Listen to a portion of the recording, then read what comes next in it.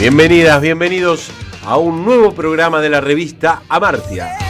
Es tan facilito como hijo de rico. Siempre ha sido la clase dirigente la que ha creado a los indigentes. Hoy vamos a hablar de oscuridad, de negritud. Hoy es un programa negro. Nos ponemos todos oscuros. Nos pintamos de betún. Porque nos anticipamos a un lunes negro. La señora Mariana Collante con nosotros. Acá, vestida de negro. Para Perfecto. estar... ¿Cómo no lo pensamos antes? Yo pensé un montón de cosas, siempre. Como Sí. pintarnos ojeras, poner unos murciélagos, todo eso. Podríamos. Pero la producción no me aceptó. Medio floja. Vino floja. Un señor que puede aparentar que es blanco, pero de adentro es negro, negro de alma. Yo no vine vestido de negro porque no hacía falta. Pero escúcheme, usted es Dulcich de Sí, apellido. sí. Ayer era Esos Dulcich son como un los negro. negros de Europa. De esta nación. En breve Damián Cotz va a ser presente, pero como es un negro llega tarde. Mire vos los negros. Viste cómo son. Mire vos son. Arrancamos con todo. Un programa, tenemos de todo. De hecho, ya les digo, 22-7 no llegamos. No llegamos bajo ningún punto de vista. ¿Por qué vamos a hablar de negro, Mariana? Porque está dando vueltas, ¿no? Un poco la idea de quién es blanco, quién es negro, qué cosas hacen los negros tan diferentes a la que hacemos nosotros los blancos, ¿no? Hay como una idea que está dando vueltas. ¿Podemos hablar de negritud si no hay negros en la mesa? Sí, somos todos negros acá. Claro. ¿Que ¿Vos te pensás que eras blanco?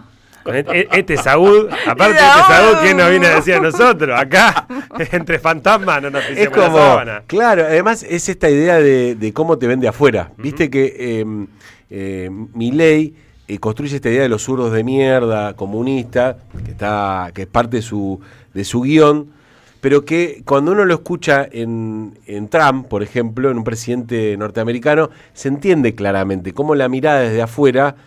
Somos todos rojos para estos muchachos. Más allá de la cultura nacional y popular y lo que pueda haber hecho el peronismo, son todos comunistas. Peronista, zurdito. Hermoso. Vamos a arrancar con todo hoy. Día negro aquí en la M530. No es que estemos poniendo una ficha, un pleno al negro. De la semana que viene. Claro, porque uno cree que va a ganar el Colorado. Que tiene que sentarse en el... Bueno, la rima es al pelado, ¿no? Pero arrancamos así, con esto. Resulta que vamos en el túnel y negro, todo oscuro, te empieza a agarrar la claustrofobia, te empiezas a preguntar, che, pero iremos bien, no iremos bien. Este es este momento. Cuando hablas de racismo, hablas de desocupación, de hambre, de muerte, porque el racismo no se discute, se combate, el racismo mata. A lo largo de la historia, los artistas han utilizado el negro para comunicar conceptos como la muerte, el poder y el misterio. Si me pintas la uña y el dedo gordo, te la doy la plata. No lavarte las patas, negra, querés que te pinte la uña, tomátela, negra, pata sucia. Tenés más sucia que las otras. Lo siniestro procede de lo familiar que ha sido reprimido y vuelve a manifestarse. Sí, son ciudadanos de segunda porque no tienen obra social, porque no tienen acceso a beneficios previsionales, porque a veces tienen que negociar por menos dinero porque simplemente están en negro. Negros sindicalistas, los negros planeros, los negros villeros, los negros cabeza, los negros de mierda. Acá todo el mundo cree y tiene la idea de que las personas negras somos calientes, sexys, cachondas, divertidas. Los hombres negros todos tienen el pito grande y hay chistes, los chistes hablan del inconsciente colectivo. Los que estamos preocupados por la oscuridad de la mente humana, es un momento que paradójicamente le das como alivio a la gente porque le decís, sí, está todo mal. Y yo te digo, no son morochos hostiles, ellos son mis albañiles, que el miedo no te encandile, obedecen y son gentiles. El más grande se llama Camaño, nos están reformando el baño y a las 7 se van a sus casas en el conurbano. Ay, Dios mío, qué muy bueno. Ah, qué cosa esta idea de la negritud, ¿no? De la negritud y de la idea de lo negro como algo peyorativo. Asociado siempre a la oscuridad, a lo negativo, a lo que está bien abajo, escondido, allá en el fondo, detrás de los arbustos, detrás de la General Paz por lo general. Es también un concepto geográfico.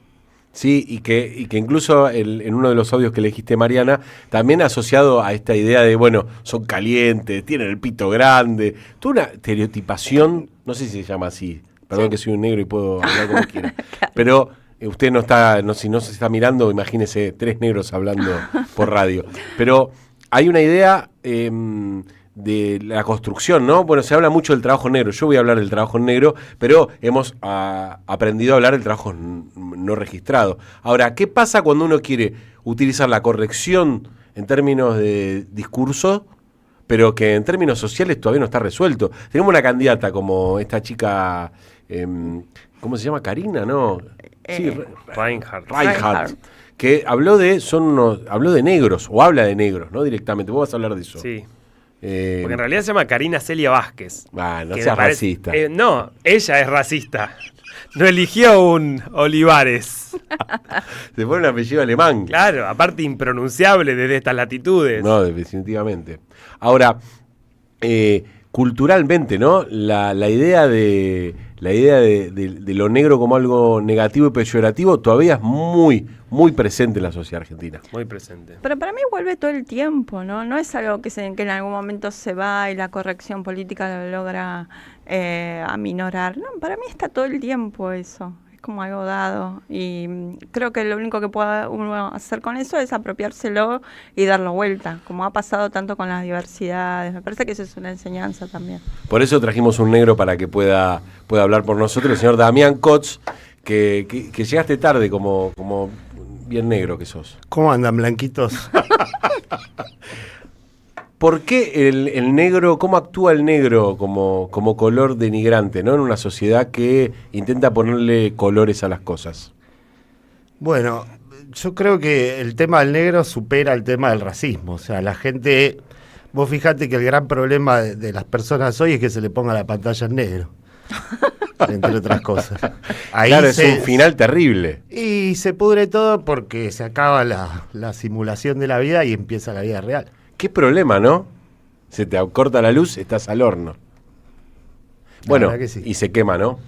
Pero bueno, esto tiene una historia milenaria, ¿no? Esta idea de poder vincular y de persecución que en cada momento tiene nuevas características, pero que tiene una historia muy profunda.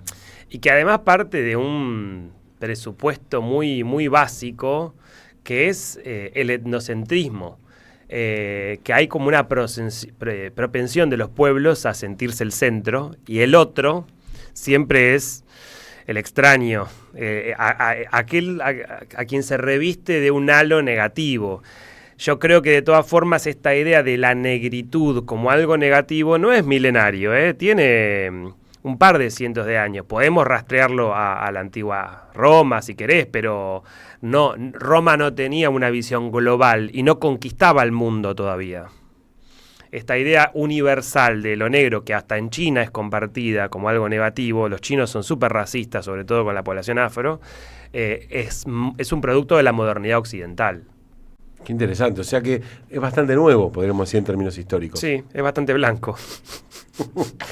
22:15 arranca Revista Martia pintada de negro. Los Rolling Stones, como no podía ser de otra manera, llegan con esta música que los ha distinguido, a diferencia de los Beatles, que los puede reconocer por un desarrollo armónico o de distintos tipos de texturas musicales. Ellos hacen del riff su propio acompañamiento.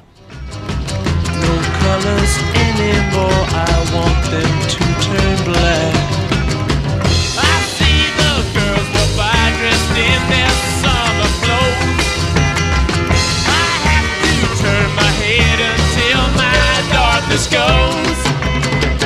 I see a line of cars and they are painted black, with flowers and my love hope never to come back.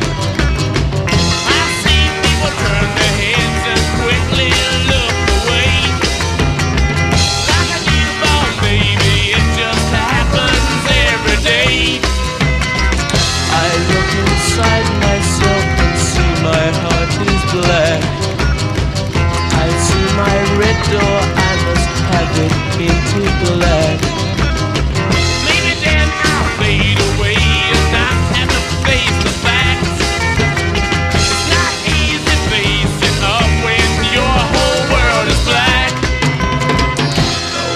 will my green seagull turn a deeper blue? I could not foresee this thing happening to you. If I look hard enough into the setting sun, my love will laugh with me before the morning comes. I see a red door and I want it painted black. No colors anymore, I want them to turn black. I see the girls walk by dressed in their summer clothes. I have to turn my head until my darkness goes.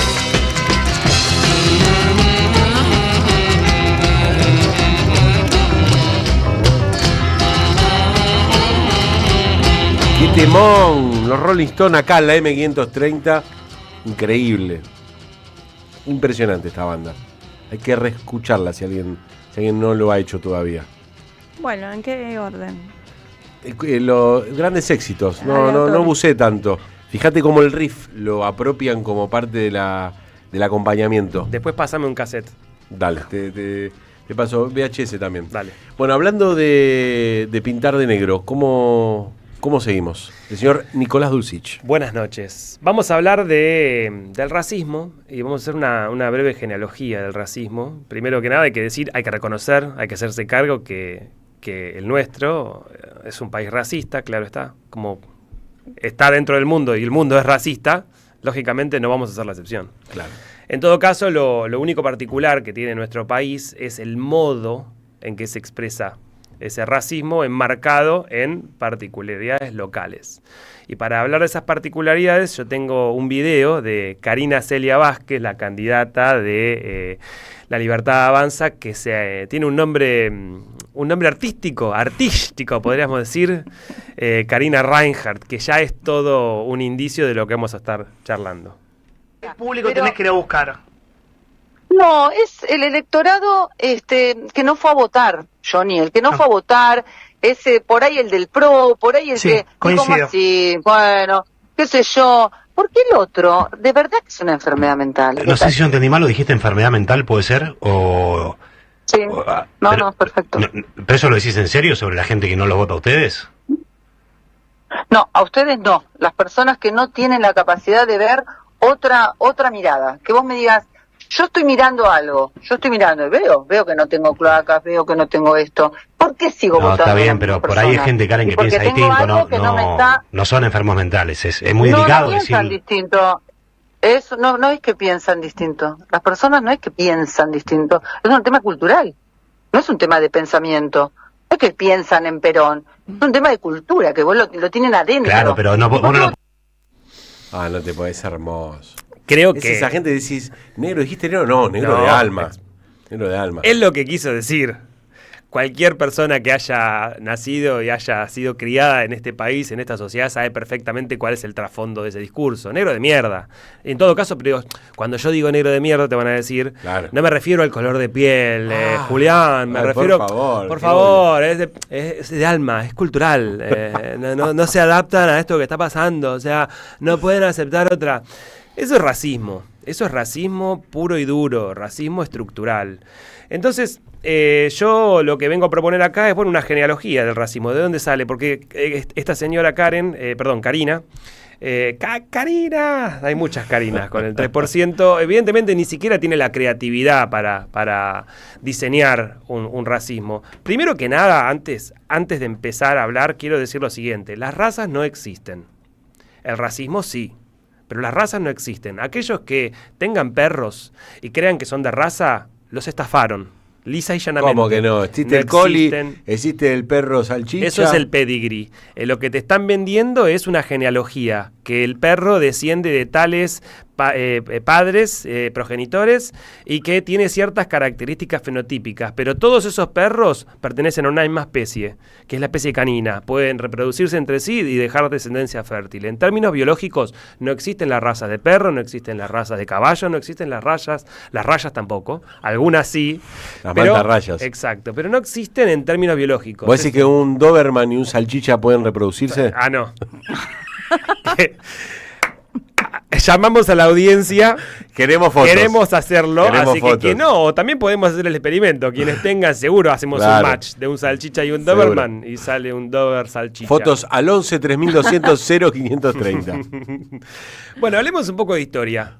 Durante la expansión global del mercantilismo, ahí en el siglo XVIII, la ciencia lo que va a buscar es crear un orden frente a esa amplia diversidad humana que se va a presentar ante los ojos europeos que en estos barquitos, en estas carabelas empujadas por el viento, empiezan a encontrar. A medida que se van de Europa, imagínense, Europa antes de este momento, antes de Colón, antes de los portugueses, de los españoles, era una península alejada en el continente asiático, en el borde del mundo, y de pronto se enteran que el mundo es mucho más grande y empiezan a encontrar idiomas, encuentran poblaciones, gente de distintas estaturas que comen cosas distintas, una variedad de frutas fenomenal. Entonces surge la necesidad para la ciencia de ordenar, de catalogar y de darle sentido a todo eso que empieza a aparecer nuevo a los ojos europeos.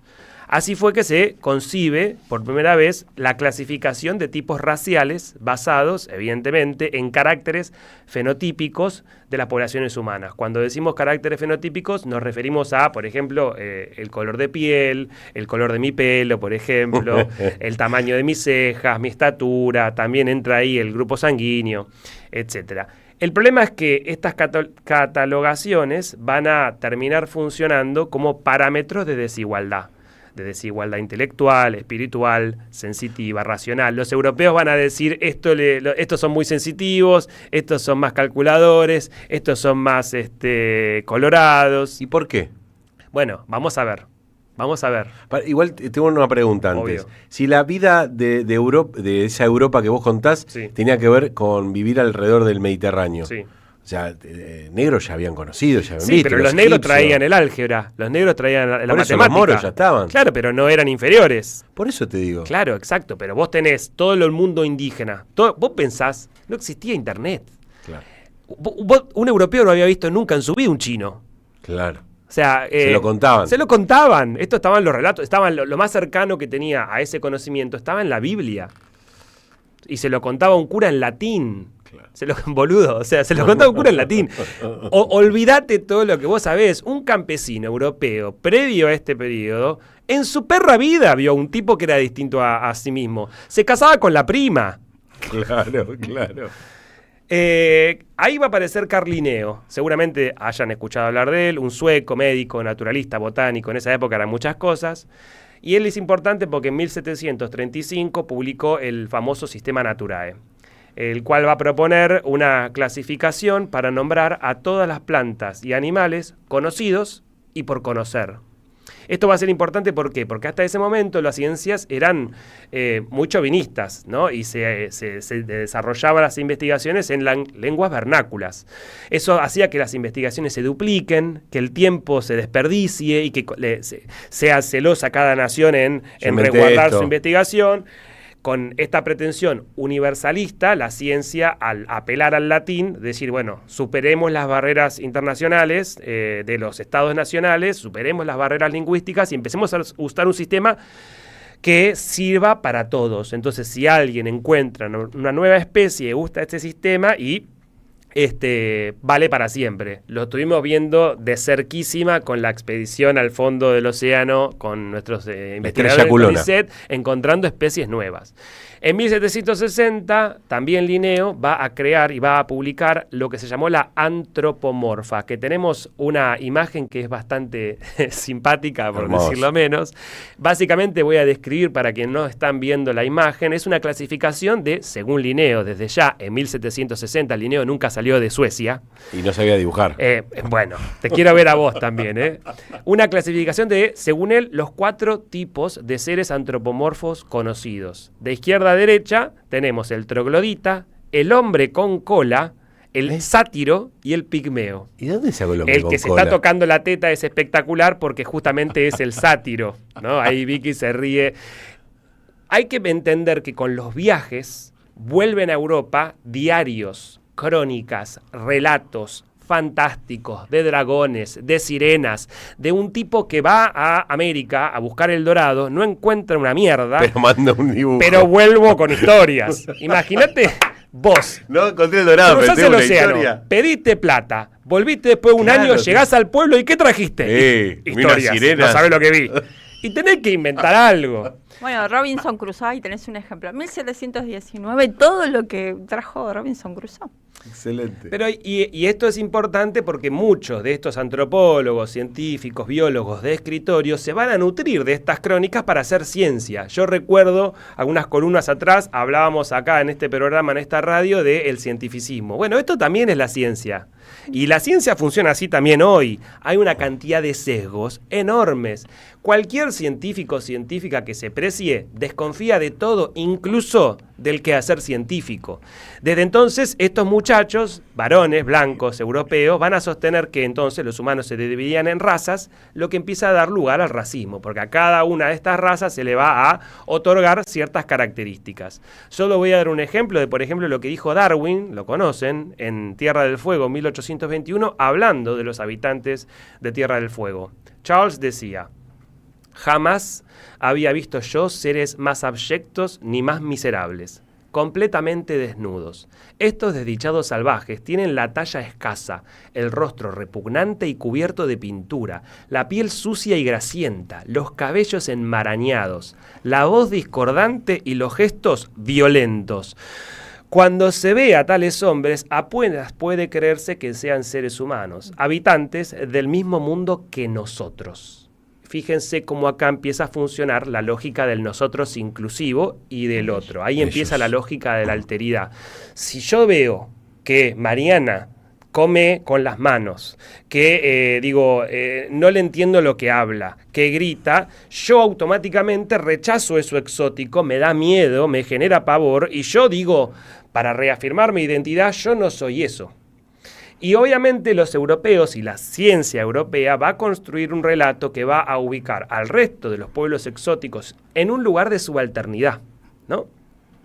De esa manera lo que va a suceder es que la justificación de esa desigualdad que se buscó y que se afianzó en la ciencia y sobre todo en la biología, va a proponer nuevos conceptos como el cambio, el evolucionismo, la supervivencia del más apto, el desarrollo. Todos esos conceptos estaban relacionados entre sí y, por ejemplo, el concepto de cambio va a implicar evolución y desarrollo, y los cambios iban de lo más sencillo a lo más complejo, de lo primitivo a lo perfecto. La evolución, entendiéndola como el darwinismo social, connotaba ante todo un mejoramiento progresivo. Y esto es una trampa feroz, porque eso no es la teoría de la evolución. Y dentro de esa lógica siempre el salvaje es el otro. Y si yo, que soy un blanco europeo, cruzo el océano y conquisto, entonces esta teoría científica me sirve para justificar esa dominación, porque entonces en definitiva no estamos haciendo otra cosa que llevando la civilización sobre la barbarie. Es algo indefectible que hasta el propio Marx va a justificar, por ejemplo, con el imperialismo francés en Argelia, ¿no es cierto? Claro.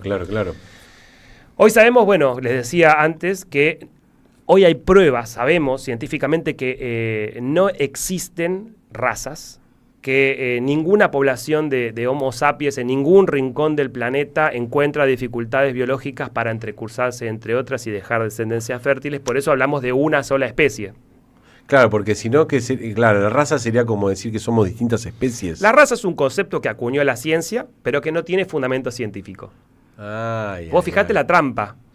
Y es muy loco porque uno de los propios creadores... Es una manera de explicar que somos distintos, un uso para poder diferenciarnos. Exacto, pero con el tiempo la ciencia avanza. No avanza la ciencia, vos fijate cómo uno entra en la propia trampa. Descubre nuevas... La ciencia va desarrollando investigaciones y se va falseando a sí misma. Y si en un primer momento la ciencia dijo hay razas, después en un segundo momento la ciencia va a encontrar evidencia suficiente para decir, che, estábamos equivocados, las razas no existen. Por ejemplo, cuando se encuentra la estructura de la doble hélice del ADN, famosísimo, Watson y Crick. Si yo te digo Elemental Watson, ¿a qué te vas a acordar? Sherlock Holmes. Sherlock Holmes. Bueno, ¿por qué es tan famoso este muchacho? ¿Por qué van a elegir Conan Doyle el nombre de Watson? Por el carácter novedoso y revolucionario de su descubrimiento. El propio Watson, que todavía está vivo, es un vejestorio, afirmó en repetidas ocasiones que las diferencias en el coeficiente intelectual medio entre negros y blancos es menor para los primeros y se debe a la genética. Lo tuvieron que echar de múltiples organizaciones científicas porque el tipo es un racista.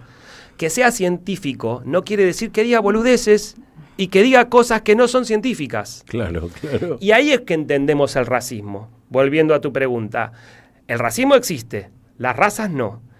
Y solo para usar un ejemplo que a mí siempre me rompió la cabeza estudiando en la facultad, en términos biológicos, en términos genéticos, vos y tu hermana tienen más diferencia genética que vos y cualquier asiático tomado aleatoriamente. ¿Por qué? Por cómo se genera la diversidad genética. La diversidad genética se produce a partir del cruzamiento de las gametas sexuales. Es decir, tus progenitores, al cruzarse, elige aleatoriamente el 50% del ADN de uno de ellos y el 50% de la otra persona. Eso genera cosas nuevas.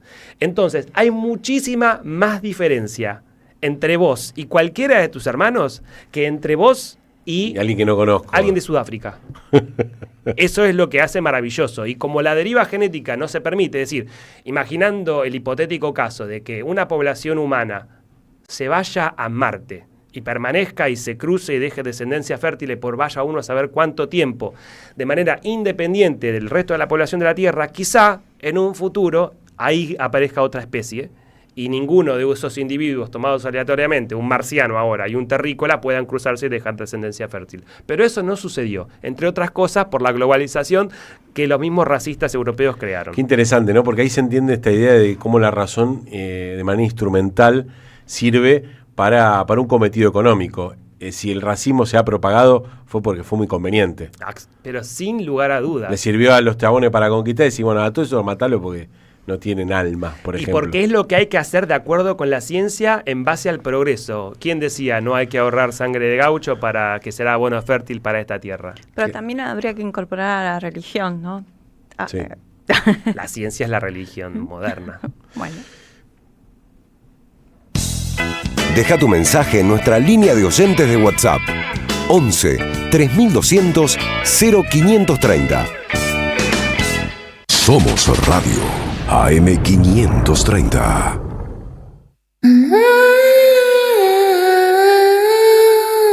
El grito y el silencio en su cuarto mes. Selva Palomino y una historia poco conocida de Julio Argentino Roca. Una obra donde la memoria no se apaga y las voces no se callan. Con Gabriela Villalonga y Luciana Procaccini. Dirige Fabi Maneiro. Viernes a las 20:30 en Andamio 90. Paraná 660. Entradas por alternativa teatral. El destino de tus vacaciones está en Turismo Cabal. Viví los momentos que querés, con viajes armados a tu medida, con las mejores ofertas y los paquetes que buscas, con más de 35 años de experiencia. Entra en www.turismocabal.com.ar y encontrá las vacaciones que necesitas. Turismo Cabal, seguridad en viajes. Destinada a la cartera de consumo. Más información en www.turismocabal.tour.ar. Hoy Salgo te invita a descubrir teatro, música, experiencias para compartir y actividades para las infancias. Suscríbete en hoysalgo.com.ar y empezá a disfrutar desde hoy descuentos exclusivos pensados para vos. hoysalgo.com.ar. Elegí mejor, salí distinto y viví más. Alimentos cooperativos. Producción y comercialización de productos cooperativos y de agricultura familiar.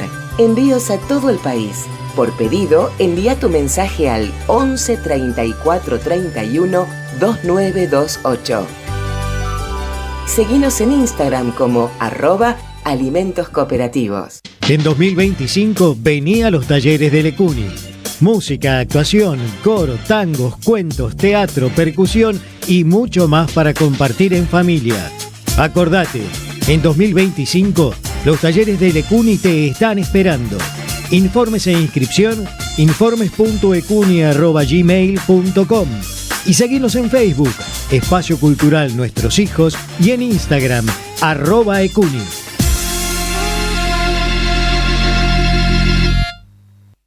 Seguí a la Cámara de Diputados de la Provincia de Buenos Aires a través de sus redes sociales y entérate de todas las actividades legislativas en Instagram y Facebook como @diputadosBA y en Twitter como HCDiputadosBA.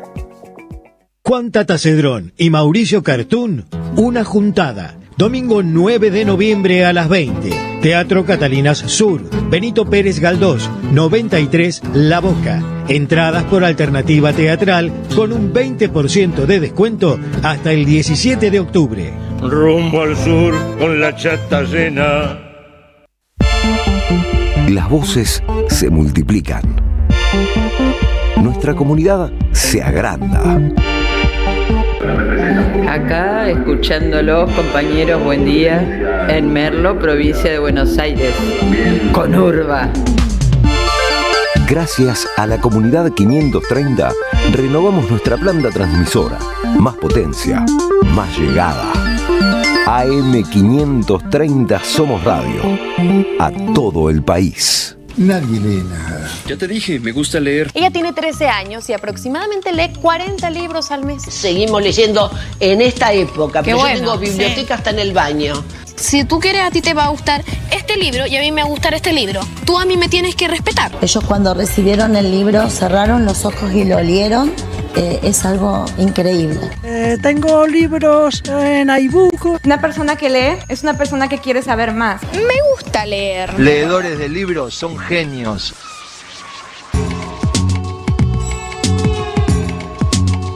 Seguimos adelante, esto es la revista Martial. Llegan los mensajes al 11 3200 0530. No hay fotos de perros ni de cruzas.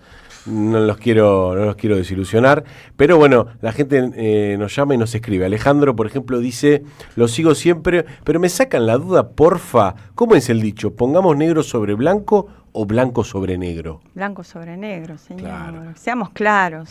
Yo pensé que como en la literatura, que es letra negra sobre blanco. Sí, muy bien. Qué observador que es. Porque vamos a hablar de libros con la señora Mariana Collante. Bueno, vamos a traje un libro que se llama Amigdalatrópolis. Uy, que es un trabalenguas. Difícil, sí. Es de un escritor norteamericano que se llama B.R. Yeager, que estamos ahí con Vicky intentando saber cómo se pronuncia su apellido. Difícil. Qué difícil. Bueno, este hombre se mete en la dark web. ¿Qué es la dark web? La web oscura. ¿Cómo se llega a la oscura? No, a la dark web. No es que entramos y ponemos dark web y entramos, sino que necesitas un... No es dark web. No, necesitas un servidor. Hay 3 servidores en el mundo. Te metes ahí, te dan un código, qué sé yo. Entras a un mundo que es el submundo de lo que podemos encontrar. Ahí hay de todo es absolutamente de todo. Yo un consejo al oyente que está en este momento diciendo, pero ¿cómo? Que hay gente que le cuesta encontrar algo en una página X. Estamos hablando de un mundo paralelo a lo que nosotros podemos conocer a través de las posibilidades que hoy tiene Internet. Claro. Estamos hablando de otra Internet. Exacto. Y que se accede a través de programas, y ahora nos vas a contar lo tenebroso de esto. Claro. ¿Por qué habría alguien de no querer ser rastreado de ninguna manera? Exactamente, es para que no ser rastreado, y ahí hay de todo. Inclusive también hay gente que persigue a los que están en la dark web. Hay gente especializada en ver qué es lo que está ahí sucediendo, porque... puede haber de todo, venta de armas, venta de drogas, de órganos, de lo que sea, todo tipo de material audiovisual. Pornografía infantil. Pornografía infantil, bueno, eso es lo que más se persigue, ¿no? Que está el FBI ahí buscando. Entonces, todas estas personas que entran con estas sanas fantasías. Perdón, después de lo que acabamos de escuchar de Nicolás Dussi, ¿son personas, seres humanos? Son personas. Son personas que Homo sapiens sapiens. Que tienen gustos un poco extraños, pueden ser fantasías, pero también hay gente que comparte cosas que ha hecho o dice que ha hecho, porque todo entra en el plano de la ficción. Puede ser alguien que esté contando algo que realmente vivió o no. Bueno, este escritor se mete en ese mundo Y sigue en la ficción, ¿no? Construye una ficción a partir de pedazos de lo que sería como un foro de internet, donde hay más que nada cosas de crueldad absoluta. Ahí, por ejemplo, se explican violaciones, cosas, sí, todo lo que cualquiera podría más, hacer, ¿no? Sí, todo lo más horrible que uno puede, gente que se suicida, comparte imágenes de mujeres, de familiares, de hermanas, etcétera, etcétera. Sobre todo son hombres, sobre todo son jóvenes. Nuestro personaje tiene un código, nosotros lo vamos a identificar por el mismo código que el resto, porque para no ser buscados, sí. Tiene un código que se llama 140 ER. Bueno, él es esa persona y todo el resto también que interviene en ese foro también tiene el mismo código, para no ser rastreados ni identificados. Este personaje tiene 16 años, es un chico, que no tuvo ningún tipo de relaciones sexuales, pero está fantaseando y consumiendo cómics eróticos y tiene fantasías con su madre, digamos. Esas son sus dos herramientas. Digamos, lo primero que aparece ahí son todos los temas sexuales no resueltos de todos estos chicos en general, chicos, gente, personas que andan ahí. Y la madre intenta sacarlo de su habitación. Él está, cuando entramos a la novela, hace 3 meses que está encerrado en la habitación y no sale. Tienen problemas también con el tacto, con que no quiere que lo toquen, y se comunica con los padres a través de mails, ¿no? Están del otro lado de la pared. Él en algún momento juntó dinero y se compró su propio espacio dentro de la casa, compró ese lugar, o sea, es como una isla dentro de la propia casa, y la madre cada tanto va, le lleva la comida e intenta que en algún momento salga de esa habitación, mientras la mujer está del otro lado. Él no tiene diálogo, casi no contesta, aparece en todas el foro y él está mirando cómo ejecutan en Medio Oriente o decapitan a alguien. O sea, las dos cosas suceden a la vez, porque esos son sus consumos. Todo el tiempo es eso y no sabemos si es de día, si es de noche, cuánto tiempo pasó. Y bueno, el padre se enferma, la madre se enferma, él está ahí adentro viviendo con el dinero que gana haciendo como un trabajo online, y que los padres lo mantienen también. Bueno, esta es la realidad de una parte de la población. Si estamos hablando de un sujeto nuevo del terror norteamericano, es un chico flaquito de 16 años que sale con una ametralladora porque puede comprar armas, no hay ningún problema. Claro. En la dark web y en la no dark web, en el supermercado, en Walmart, puede comprar un arma y salir a matar. También tienen todo este rasgo racista, como dijo Nicolás, porque aparece ahí, porque hay como un discurso de fascismo y de la crueldad siempre se ejerce contra los más débiles, porque hay como una especie de contar cosas que son como pruebas en la realidad. Es como voy a tirar un poquito de la soga a ver si yo hago algo malo, a ver si me agarra. Es interesante cómo en este momento en el que vivimos la libertad se ha utilizado justamente para ir hacia estos lugares que podemos coincidir como perversiones, como algo completamente ajeno a la construcción de una comunidad, de una sociedad. Totalmente. Pero que han vinculado la idea de la libertad o lo provocador asociado a esto, ¿no? A la violencia, ¿no? A la violencia extrema contra otras personas, como si eso fuera lo que a uno le despertaría esa libertad. Ahí hay un montón de sentidos para poder pensarnos como sociedad, ¿no? Sí, a mí me parece que es una responsabilidad social de que estos pibes estén encerrados en un lugar y que no puedan salir de una habitación. En Japón es un conflicto muy grande, tienen un nombre y afecta, por supuesto, su economía, que siempre es como lo más llamativo, pero tienen un nombre que es Ikikamori, que son personas que tienen 30 años o tienen 25 y están dentro de su habitación años y años, y como también a las familias en Japón, por lo menos, les da vergüenza, no lo intentan sacar, es como una cosa muy complicada porque no quieren tener la vergüenza social de tener un hijo con este problema, entonces no hay nadie que lo saque, porque lo tratan de ocultar todo el tiempo y le siguen sirviendo Y cada año es peor. pero imagínate. Y bueno, la novela trata de esto. Yo sé que es muy dura, pero si alguien está interesado en todas estas cosas que nosotros tenemos algún tipo de reflejo de toda esa cultura. Esta novela es del 2017, o sea, pasaron 8 años. Algo de todo eso nosotros podemos sospechar que está existiendo, sobre todo en las clases altas, no en las clases bajas, no en la clase media que tiene que salir a laburar y que los pibes no pueden estar encerrados mucho tiempo. Anda a laburar porque no puedes, si no, no te dan de comer directamente. Sí, pero esta lógica de buscar el escape a través de la violencia y de la tecnología como una manera de poder enchufarse a algo que no tenga que ver con la experiencia real, pero al mismo tiempo vincular a la libertad a la violencia, parece que es una situación que cada vez viene ganando mayor espacio, ¿no? No sé cómo qué proporción debería ser justa, pero la verdad es que en su momento la libertad y la violencia, si me permiten, era ejercido contra el poder, no contra los débiles, contra el otro, de alguna manera. Claro, pero ¿no? de alguna manera hay un poder que un pibe de 14 años puede tener sobre una nena de 12.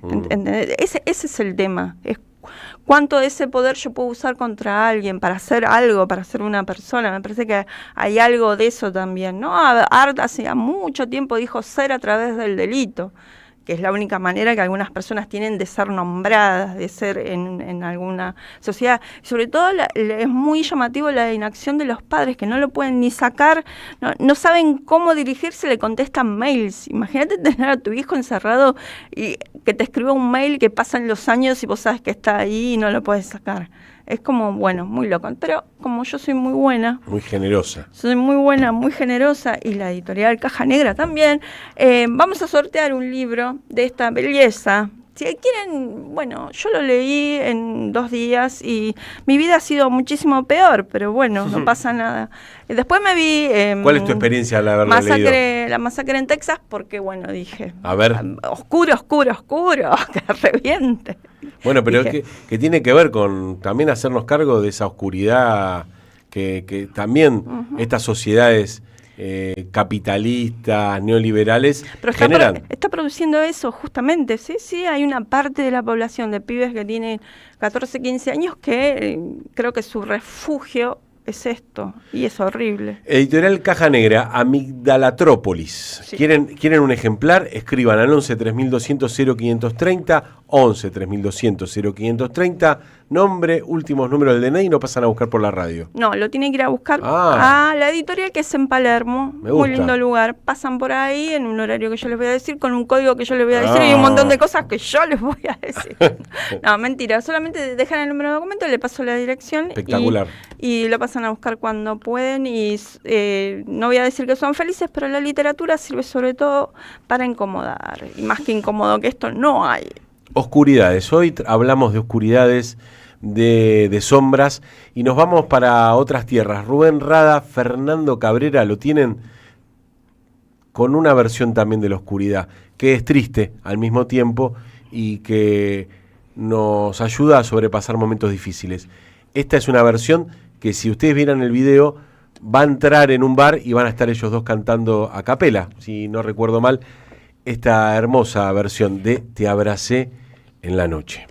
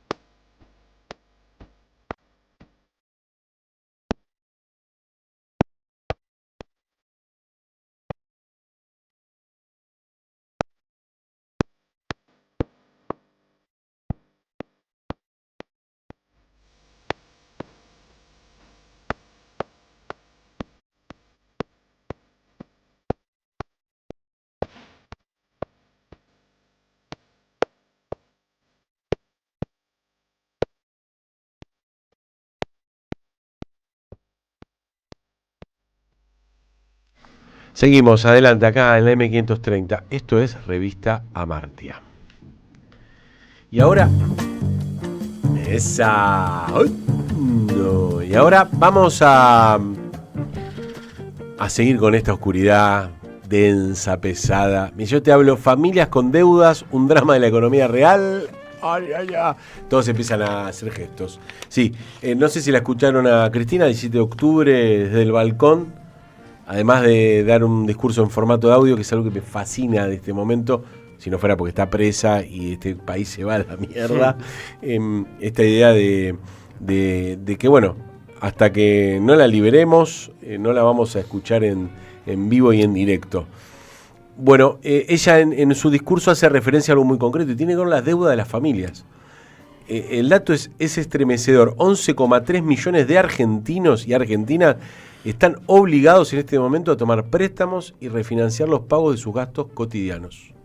Estamos hablando de que promedio una deuda individual es de 3,7 millones de pesos. Y esto es un promedio. ¿Qué significa? Yo, por ejemplo, no tengo deuda con la tarjeta. O sea que hay alguien que tiene más de 3,7.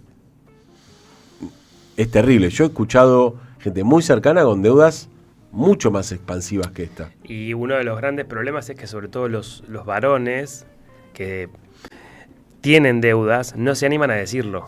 Porque ahí hay algo que orada la supuesta, esa estúpida masculinidad. Pero yo tengo conocidos que sí. Claro, porque el crédito genera algo que es, bueno, no sé, no lo quiero calificar, porque justamente venimos hablando de estas calificaciones que la verdad no ayudan, pero te permiten duplicar, triplicar tu ingreso. Ahora, el tema es que en este contexto de tasas elevadas y de ingresos que no crecen, bueno, llega un momento... que se acumula. Se acumula. Mira, 1 de cada 3 argentinos con ingresos está endeudado con entidades financieras y bancos del país. Yo lo escuchaba a Sergio Palazzo en el programa de Roberto Caballero hablar de que ellos ya veían viendo cómo bajaban las compras en los supermercados con tarjeta de débito y la gente empezaba a usar tarjeta de crédito. Bueno, es el paso anterior a que después no pueden pagar la tarjeta de crédito. Porque lo que está haciendo la gente es consumir la comida. Por eso estos perversos te dicen, pero ¿cómo? Los números de consumo. Si la gente no deja de consumir. Algo que el otro día escuchaba a Recalde, muy interesante. Vieron al presidente decir esta idea de que la gente... Es falso que la gente no llegue a fin de mes porque si fuera real, la gente estaría muriéndose en la calle. Y Recalde, la verdad que lo explicó muy bien, dijo, pero no tiene idea de lo que es no llegar a fin de mes. La gente no se deja morir. La gente elige comer una sola vez por día. Pide plata. Ve cómo los alimentos los puede distribuir de otra manera. Deja de mandar al pibe a, no sé, a la universidad. Vayan a caminar por la ciudad de Buenos Aires a esta hora, van a encontrar una cantidad de iglesias y de comedores con filas de cuadras de gente que, de acuerdo al estereotipo de cómo está vestido, uno asume rápidamente que no es gente que está viviendo en la calle. Bueno, porque fíjate, mira, para pagar el monto que decíamos, en promedio 3,7 millones de pesos, los deudores, esto es un cálculo que hace el informe, necesitarían alrededor de 3 salarios del sector privado registrado. Estamos hablando del sueldo más alto de la economía argentina. Que estamos hablando del 10%, con suerte, de la población activamente económica. Bueno, ¿qué pasa con el uso de tarjetas de crédito? De acuerdo a un informe, por ejemplo, de la Facultad de Ciencias Económicas de la Universidad de Buenos Aires, el uso de tarjetas de crédito, esto que contábamos, en supermercados se incrementó del 39 al 46%, hablando entre noviembre de 2023 y mayo del 2025. ¿Y qué tenemos los trabajadores para pagar? El trabajo. Bueno, ¿qué está pensando el gobierno? A diferencia de Cristina Kirchner, que propuso llevar una propuesta al Congreso de la Nación que permita desendeudar a la familia. No, está pensando en la típico y viejo leitmotiv de reforma laboral. Escuchalo al ministro Caputo, que por lo menos hasta el domingo tiene trabajo. Algunos dicen que el lunes se retira.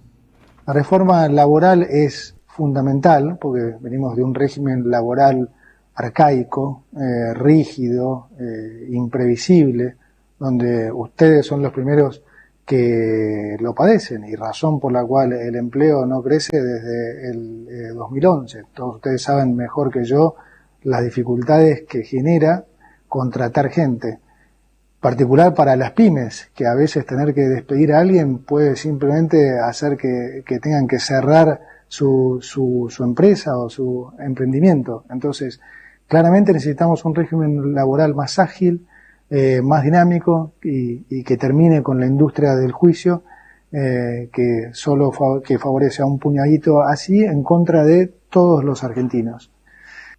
Bueno, acá lo escucha el ministro de Economía. Es muy importante porque es la palabra oficial. No tenemos a Bessent, que es nuestro ministro de Economía, porque directamente ya ni mira estos datos de la economía real. Pero hablamos de gente que lo que nos está proponiendo es que para generar más trabajo, o sea, tiene que haber más facilidades para despedir.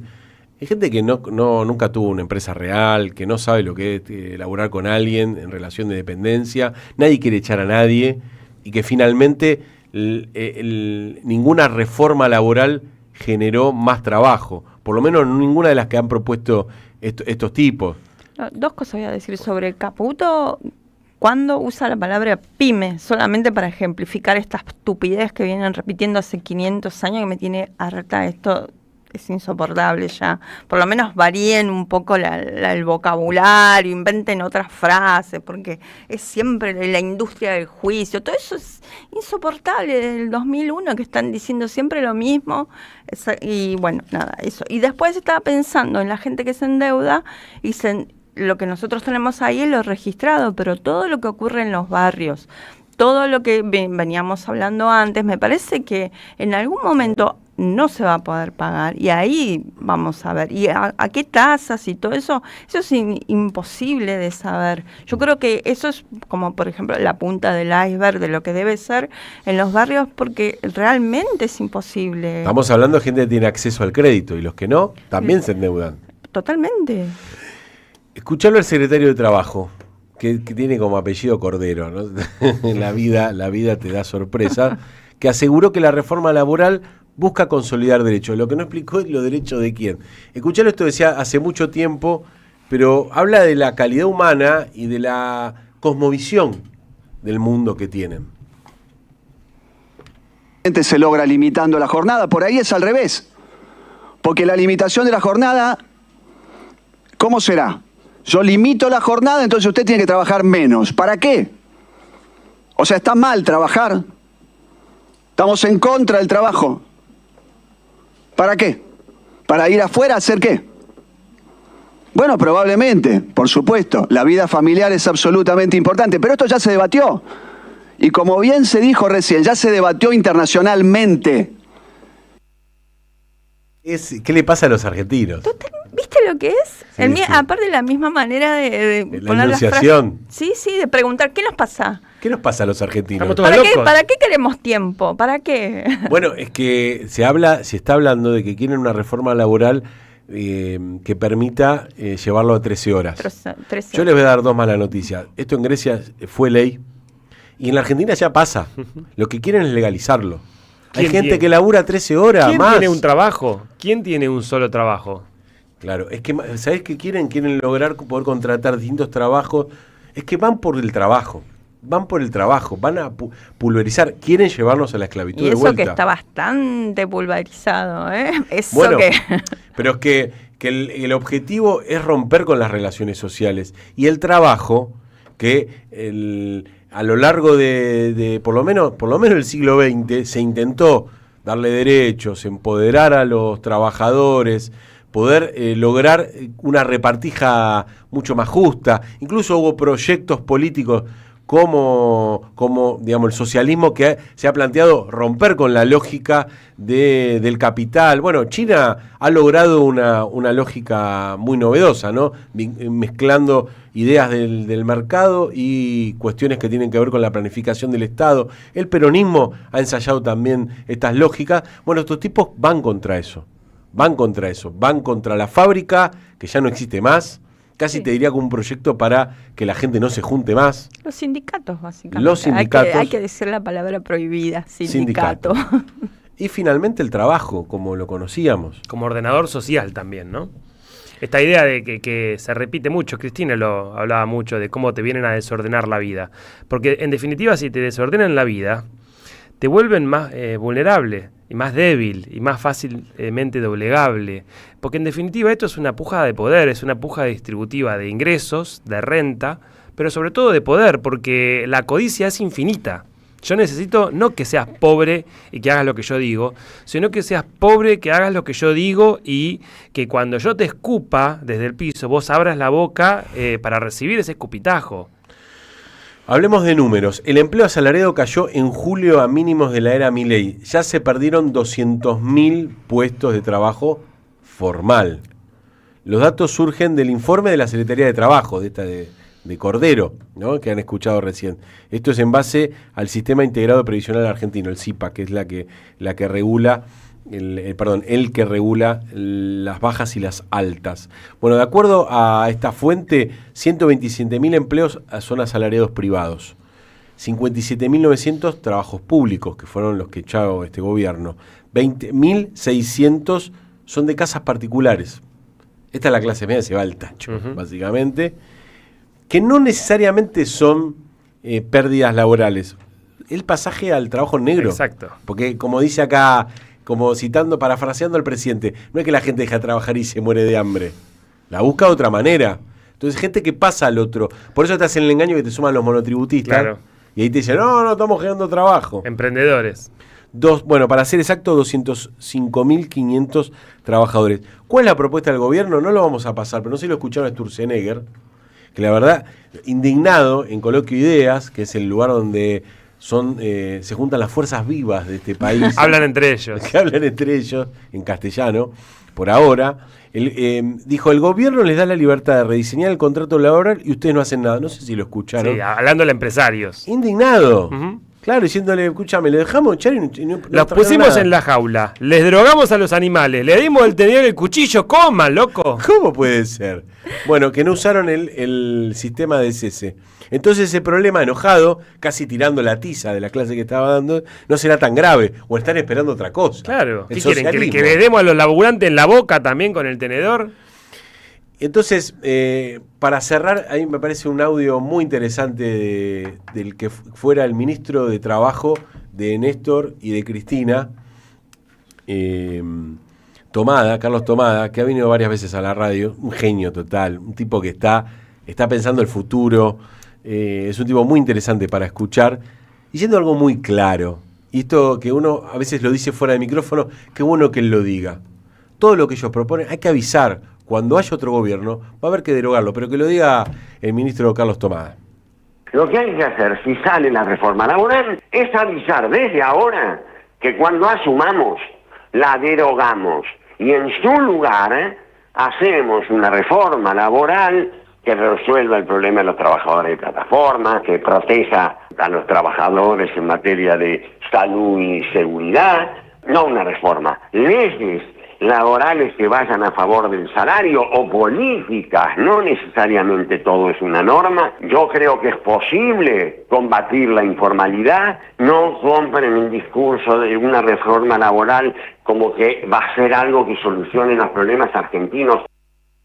Lo escuchaban a Carlos Tomada con nuestro compañero Wallman diciendo esto que es muy claro ante las reformas que ellos vienen no solo proponiendo, vienen ejecutando, porque también es algo que hay que advertir. Ellos ya no, mientras anuncian o enuncian, están llevando adelante. Bueno, es necesario que venga una fuerza contraria y que empiece a hacer, que empiece a concretar. Hay mucho trabajo por organizar, por darle derecho y darle perspectiva. Está el sorteo de Amigdalatrópolis, de Caja Negra, esta editorial hermosa, que no solo te lo va a regalar si mandás tus últimos 3 números del DNI, hacemos así, nombre y apellido, sino que vas a ir a conocer a la editorial en el barrio de Palermo. Palermo. Hermoso. Seguimos con Revista Marte, hay mucho más, ya se viene la columna de psicología, tenemos música, taller de los artistas, hay de todo, ya venimos. En AM530 pasan muchas cosas. Y todo lo que pasa está en la red. Somos Radio AM530 en Facebook. Entérate de lo que pasa. AM530. Somos redes. Somos radio. El sabor que te acompaña es Café Bantú. la mañana de Café Bantú. Bantú. Sistema colonial develado de Jean-Louis Bastey, un libro clave para comprender los pilares centrales del colonialismo en la pluma del que fuera el principal teórico de la revolución haitiana, con un estudio preliminar del historiador argentino Juan Martínez Pería. Conseguilo en librerías y en edicionessicus.com.ar. Te esperamos en nuestra librería Café de Adolfo Alsina 685, Capital Federal. Ediciones Sicus. Libros para una cultura de la integración. Los martes a las 0, Raíces y Alas en AM530. Marcelo Koenig invita a conversaciones de medianoche sobre la vida, las resistencias y la patria que soñamos. Raíces y Alas, AM530. Construimos comunidad. Buscamos la verdad siempre. Te esperamos en el Centro Cultural de la Cooperación Floreal Gorini para disfrutar de teatro, danza, música, espectáculos para las infancias, conferencias y presentaciones. Podés compartir un rico café o leer un buen libro en la calidez de nuestra planta baja. Recorre nuestra agenda en www.centrocultural.coop y seguinos en las redes sociales. Comprando las entradas con tarjeta Cabal Crédito o Débito accedes a un 50% de descuento. Centro Cultural de la Cooperación Floreal Gorini, Avenida Corrientes 1543, Ciudad de Buenos Aires. Una experiencia cultural y cooperativa.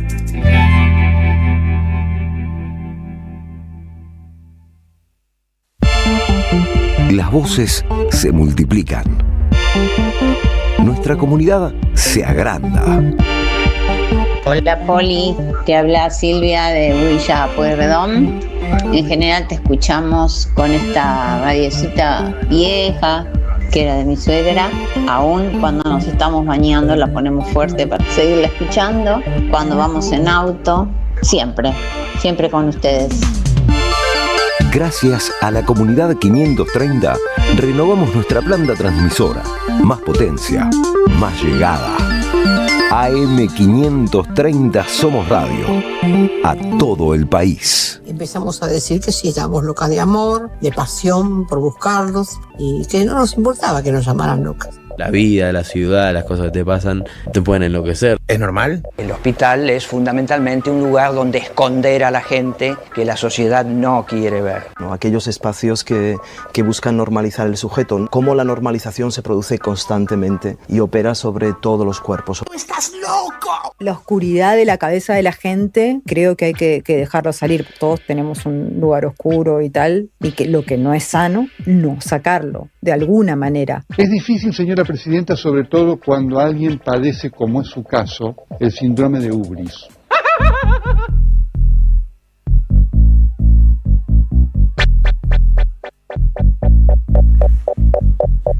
Volvemos, seguimos acá en la M530, nos podés escuchar por la radio, tradicionalmente, aparato de radio. Seguimos esperando más videos de gente escuchando la radio porque la M530 ha triplicado su alcance, tiene un nuevo transmisor, un Continental, ustedes saben, esa es la marca. Lo pagamos con la tarjeta de crédito. Sí, escribiendo al www.am530, ahí te asociás con la tarjeta de crédito o la tarjeta de débito. Si te queda un poquito de... Escúchame, más deuda a esta altura del partido. Endeudate con la radio de las madres, por favor. Total, el lunes... Se va toda la semana. Preguntale a Becent, que tiene los pesos y no sabe qué hacer con los pesos. ¿De qué estábamos? Eso. Y suscríbanse. Claro, los que nos pueden escuchar por radio, pero también los que nos vean por YouTube, queremos que se suscriban. Si escuchaste bien, suscríbete a YouTube. Entrás y viste el pulgarcito para arriba. Es gratis, te suscribís, eso es gratis. Te suscribís con el pulgarcito para arriba, no es el de Milei. Es el de Click. Eso nos sirve a nosotros también, a nosotras también, de la M530 y a nosotros ni te cuento. Pero ahora sí, seguimos adelante. Mientras ustedes se van suscribiendo a YouTube, nos metemos en la columna del señor Damián Kotz. Buenas noches. Ese bajo, Pum, pum, pum, pum. Lindo bajo. Pum, pum, bim, bam. ¿Qué vamos a hablar hoy de la oscuridad? Me da miedo. Ya me da miedo hablar con un psicólogo de la oscuridad. A mí me da miedo la oscuridad. Yo sentía que me perseguía alguien en la oscuridad cuando era chico. ¿A qué edad más o menos? Sí, no sé. 18, 19. 10 años. 10. O un poco menos. 9, 10. Pero bajar al baño, a la cocina, era terrible. Bajar a la cocina, era terrible. Bueno, en general, no sé ahora cómo estarán las edades, pero porque lo estoy comprobando bastante que los síntomas de tomar conciencia de la muerte, los chicos les llega un poco más tarde que por ahí lo que era antes, que era a los 6 años más o menos. Yo tengo recuerdos míos de bajar la escalera, yo vivía en una casa de 2 pisos, de bajar la escalera a 4 o 5 de la mañana sin ningún problema, y ya después a los 6, 7 años empezar a escuchar algunas cosas. Claro. La oscuridad y bueno, Sí, algunos sí. pasos por la escalera. Reforma laboral. Claro. Bueno, no sé, le estamos ya cambiando el tema de la columna, pero por ahí va por ahí. Bueno, sí, a mí lo que se me ocurrió cuando me dijeron lo de lo negro, lo primero que pensé fue en cómo Freud empieza a descubrir el inconsciente. Que por ahí podemos hacer un mínimo recorrido por ahí. Freud estudiaba los casos de histeria. En los hospitales estaba lleno de histéricas, que bueno. Suena despectivo lo que está diciendo. Bueno, así le dijeron, así le pusieron, justamente los médicos le ponían ese nombre porque revisaban, digamos, analizaban todos los síntomas que traían, que digo, iban desde neuralgias, parálisis, bueno, desmayos permanentes. Pero era una afección común. Sí, era común y era bueno, notorio, quiero decir. Sí, era notorio y se comprobaba que no había ninguna lesión orgánica, entonces se le decía a la paciente que iba a consultar, no tenés nada, básicamente. Entonces ahí Freud ya había estudiado con Charcot, ¿no? Que ahí aprende, entre comillas, la técnica de la hipnosis y se pone a trabajar después con el profesor Breuer, que es ahí su colega con el que empiezan a estudiar estos casos de histeria. Uno de los casos en donde se le empieza a revelar un poco lo que había en estos síntomas histéricos es de una paciente joven, que se llama Elizabeth, que, bueno, consulta porque tiene una pierna paralizada, es un dolor que le aparece, va, viene, pero bueno, en general es persistente, no se lo puede sacar de ninguna manera. Bueno, Freud se da cuenta de que no la puede hipnotizar, que es totalmente insugestionable.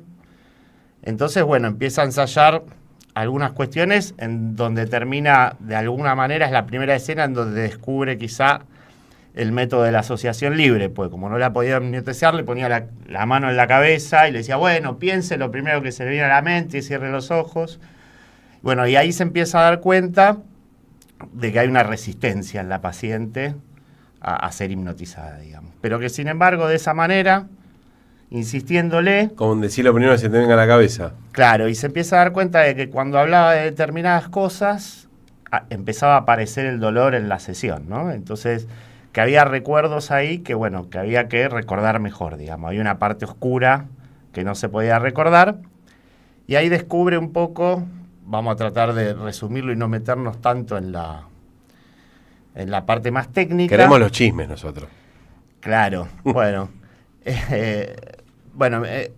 Digo, entre otras cosas, lo primero que sospecha Freud es que ahí donde algo no se dice, el cuerpo está hablando, ¿sí? Entonces se empieza a caracterizar el síntoma como un compromiso entre una emoción pulsional que se le presenta al paciente y su rechazo, su represión, que es divorciar la representación psíquica de la representación pulsional. Entonces eso empezaba a aparecer en el cuerpo, ¿sí? Era un síntoma que aparecía en el cuerpo. Entonces, digamos, allí donde se podría decir la fantasía o el deseo calla, el cuerpo habla. Qué increíble, ¿no? Porque es revolucionario lo de este muchacho, que no sé si lo comprendió cabalmente en su momento histórico, pero la verdad que es de una imaginación poderosísima para empezar a hablar. Claro. Lo que pasa que, sí, el síntoma podría decirse es la primer formación del inconsciente con la que se topa. Después viene los lapsus, el chiste, claro, ¿no? Los fallidos. y la obra en la que termina describiendo con mayor, quizá, precisión el inconsciente, que es la interpretación de los sueños, ¿no? Pero bueno, lo interesante acá era marcar un poquito cómo el inconsciente se va presentando, no sé, podríamos decir, bueno, como una estrella fugaz, ¿no? Es como que se abre de repente, se ilumina por un segundo y se vuelve a oscurecer, ¿no?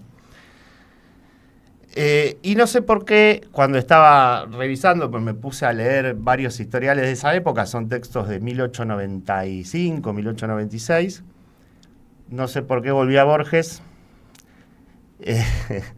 y bueno, y empecé a pensar en esta idea de Borges del infinito, porque, ¿por qué? Bueno, porque ahí donde, sobre todo en el Jardín de los Senderos que se bifurcan, Borges hace referencia a que aquellos caminos que no tomamos, sin embargo, existen en otra dimensión, ¿no? Lo empecé a asociar de pronto con lo que pasa con las fantasías, ¿no? O sea, uno tiene una fantasía. Ahora vuelvo a Elizabeth, porque hay un detalle muy interesante para ver por qué dolía tanto esa pierna. Cómo las fantasías que uno tiene, de alguna manera, constituyen el deseo, pero muchas veces esas fantasías, como decía Freud, son inconciliables con el yo, es decir, con la conciencia moral, con lo que está bien y lo que está mal, ¿no? Y entonces, en ese sentido, es que esa fantasía es desalojada de la conciencia, ¿no? Pero eso no significa que haya desaparecido, ni que tenga todavía eficacia en todas las decisiones que tomamos en nuestra vida. Algo así como yo deseo algo, fantaseo algo, que por mi entorno, por la cultura en la que participo, no sé, porque alguien que yo le tengo mucho aprecio, siento que no le va a parecer bien, la trato de sacar de mi deseo, pero se transforma en otra cosa. O sea, a veces no hay tiempo de que vos lo intentes, Ni es siquiera, automático. Es automático. Claro, porque es algo que es imposible de soportar. Pero bueno, volviendo a Elizabeth, como para ver a ver de dónde venía finalmente ese síntoma, ¿no? Bueno, ella había cuidado al padre durante mucho tiempo, le cambiaba las vendas en las piernas, había tenido en esa ocasión de cuidarlo durante casi 1 año y medio, realmente un dolor, no se sabe si de origen reumático, no se sabía el origen, pero era un dolor que había sido real. Y después el síntoma histérico se instala en un lugar en donde ya hubo alguna afección. Pero es la representación psíquica. En lo orgánico no hay nada, no hay ningún dolor, digamos, que se pueda comprobar como lesión anatómica o desde el cuerpo de la medicina, digamos. Bueno, después de un largo historial, Freud llega a la conclusión de que ese dolor de pierna estaba relacionado con que se había enamorado de su cuñado. Ella, después de cuidar al padre, se enferma la madre y su hermana tiene a su segundo hijo, y cuando queda embarazada, a causa de ese embarazo, se muere. Y el pensamiento que le sobreviene en ese momento es, ahora sí está el camino libre, además de, ¿no? O sea, tendría una posibilidad real de que esto pasara. Entonces los dolores ahí se empiezan a intensificar más todavía, ¿no? Y Freud se da cuenta de esto porque en una ocasión Freud iba a la casa a atender, estaba normalmente teniendo la sesión con esta paciente y se escucha la voz de un hombre y ella suspende la sesión y dice, no, tenemos que dejar acá porque llegó mi cuñado, ¿no? Y cuando se levanta no puede caminar. Le empiezan a agarrar los dolores, ¿no? Y bueno, digo, la cercanía al conflicto intensificaba los dolores, digamos, ¿no? Bueno, la cercanía en este caso era literal. Y Freud ahí la vio, ya venía sospechando por cosas conclusiones que venía sacando, pero bueno, ahí es donde dice, listo, es por acá, ¿no? Pero volviendo ahora a esto que abrimos de Borges y de esta cosa que se nos presenta en la vida ante una bifurcación, ¿no? Estoy bárbaro, por ejemplo, con mi mujer, pero esta otra mina me está generando cosas que no me puedo aguantar, ¿no? Que me quiero lanzar hacia ahí. Viene la bifurcación. Chan. Venís a 100. Chan, Bueno, chan. tomás, no sé mucho autopista. Entonces, tomás camino a Luján, ponele. Listo, vas tranqui, derecho, no hay ningún problema. Ahora, ¿por qué no bajaste? Por la Si colectora. hubieras bajado ahí en la colectora en ese momento y te ibas para el otro lado, y seguro que esta infelicidad que tenés ahora 5 años después no la tendrías. Digo, ese camino que no tomaste, ese tiempo en el que tu espacio no se pudo unir en la misma dimensión, existe, sigue existiendo y sigue siendo eficaz. Un poco esto era lo que planteaba Borges en El jardín de los senderos que se bifurcan, y cómo te hace pensar en esto de que aún los tiempos que no han sido posibles o jamás serán posibles en esta dimensión, sí existen en otra. Y en este sentido, y acá digo una última cosita, tiene que ver con que, bueno, en el infinito, ¿no?, el tiempo se repliega. Decía Borges, bueno, para Lacan, en el agujero se estructura el fantasma, y el fantasma es el guión de nuestro deseo. El fantasma es ese que construye a partir del agujero una manera de gozar, una manera muy específica, ¿no?, de encontrarse con el deseo. Pero bueno, tampoco se puede vivir fijado en ese fantasma, porque bueno, te puede llevar para lo muy oscuro, para la máxima mortificación. O sea, con esa opción que uno no elige, igual se puede vivir bien, ¿no? Para no se te atrofie la gamba, digo. Claro, por supuesto que se puede vivir bien, pero ¿qué pasó en el caso de Elizabeth? Elizabeth ahí cerró el dolor psíquico de haber tenido que soportar conscientemente que se había enamorado de su cuñado. Entonces automáticamente se convirtió en dolor corporal.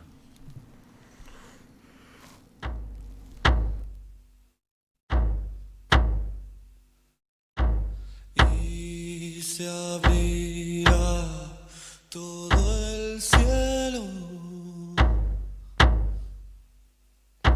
No será un día normal.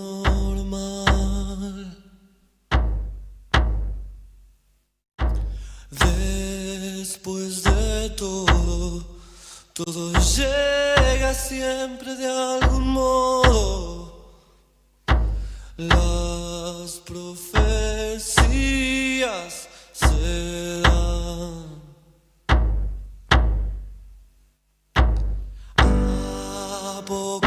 Apocalipsis de abajo.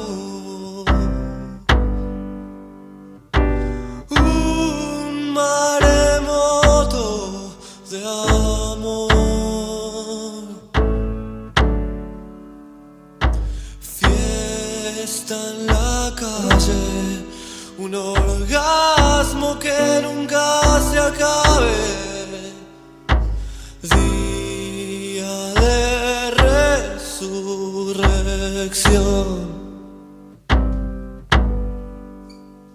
Y será un fuego, un pantallazo, un rayo luz conmovedor, una tormenta, una música infinita.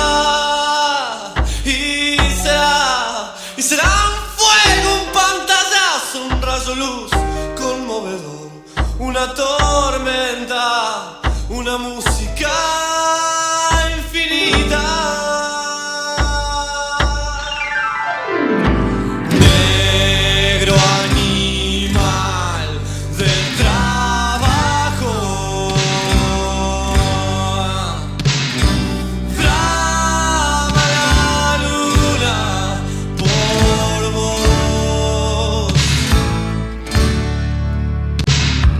Hijo cansado, te observamos pero no te amamos.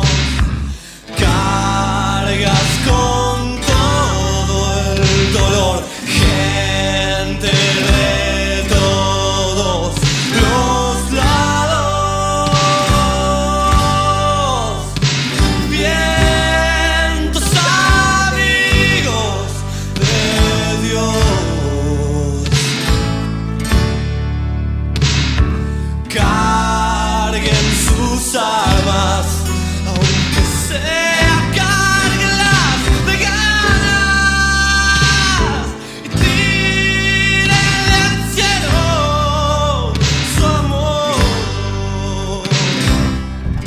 Seguimos en la M530.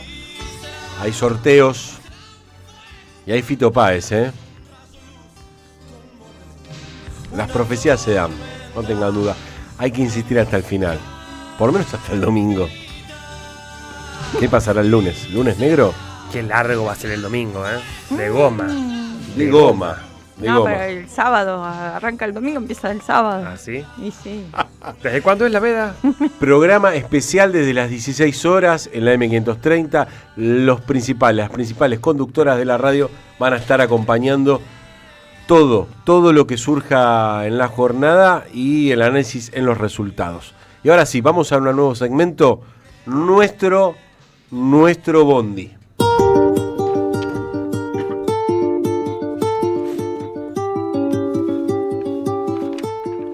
Héroes y heroínas del inconsciente colectivo popular. ¿A qué denominamos inconsciente colectivo popular? ¿Cómo se va construyendo? ¿Quiénes son esos y esas referentes que toman la posta para colocar el primer y el último ladrillo de la corriente de ideas ligadas al pueblo?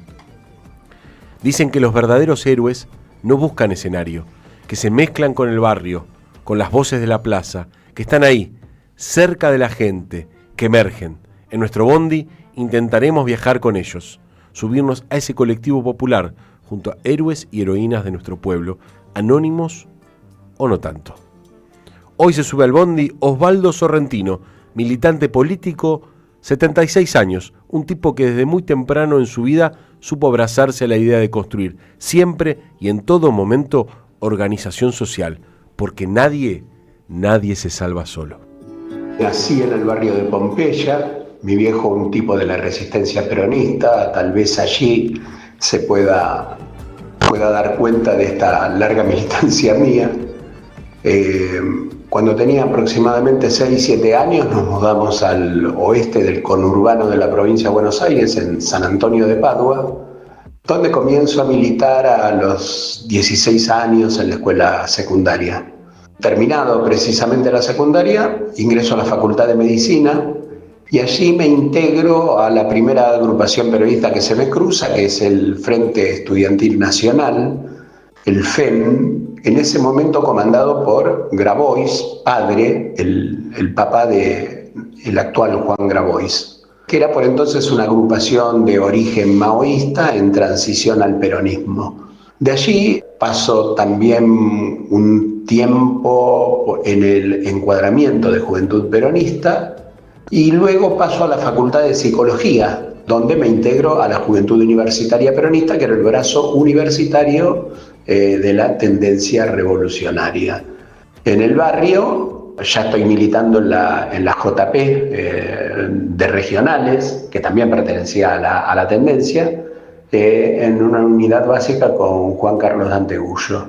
Y a nivel partidario en lo que fue Intransigencia y Movilización Peronista, que pertenecía al mismo espacio de la izquierda peronista.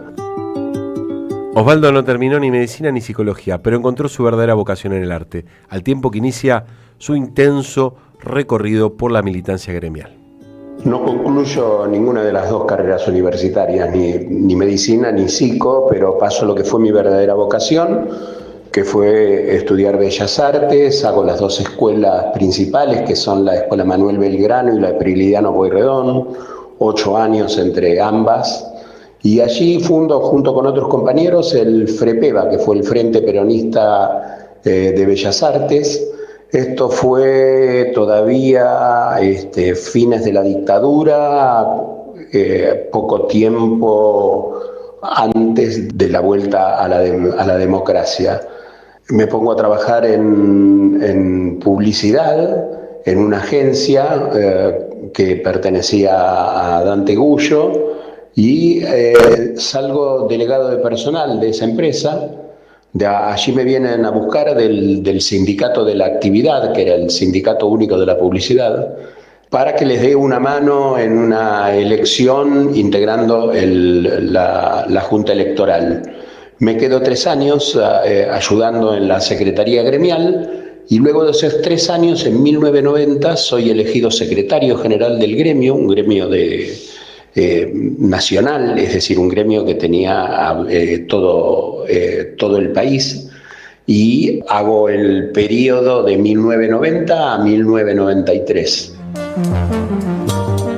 Mientras el país salía de la oscuridad, Osvaldo entremezclaba la militancia con el arte, dos lenguajes para una misma rebeldía. Estando ahí en el gremio, integro la COSIMECOS, que se funda por entonces, que es la Confederación Sindical de Trabajadores de los Medios de Comunicación Social, que reúne 10 gremios de la actividad de la comunicación.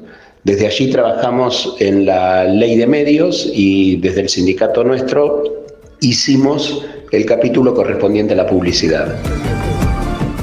Un poco más acá, en el tiempo, Osvaldo finaliza su participación en la actividad sindical, pero el impulso por construir poder popular se mantuvo intacto.